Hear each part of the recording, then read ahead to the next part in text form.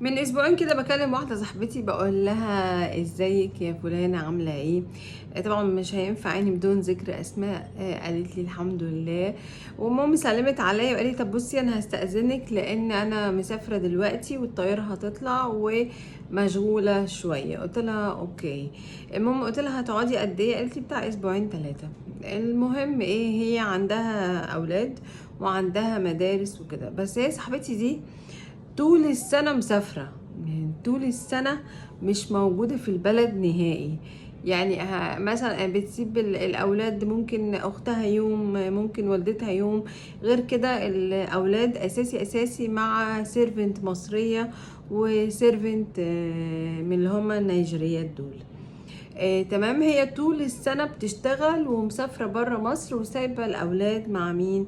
مع الناس يعني اللي بيشتغلوا عندها.